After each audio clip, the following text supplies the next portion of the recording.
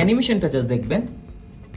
এটা হচ্ছে touch sensitive একটা বাটন। দেখেন সর্বোচ্চ আপনি 100 ওয়াটের আউটপুট পাবেন। এটা হচ্ছে 100% অরিজিনাল অ্যাঙ্কারের একটা 100 ওয়াটের অ্যাডাপ্টার। ভাই ধরলেই বুঝবেন যে এটা প্রিমিয়াম লেভেলের একটা জিনিস। এখানে টাইপ সি পোর্ট পাবেন দুইটা, একটা ইউএসবি এ আর সিঙ্গেল পোর্টে অর্থাৎ টাইপ সি যে কোনো পোর্টে আপনি 100 ওয়াটের আউটপুট পাবেন। একটা স্যামসাং ফোনের সাথে কানেক্ট করেছি আর হিথিয়াম হিরো 2 তে কানেক্ট করব। এটা খুবই ম্যাসিভ একটা জিনিস। তো এটা অ্যানিমেশনটা জাস্ট দেখবেন।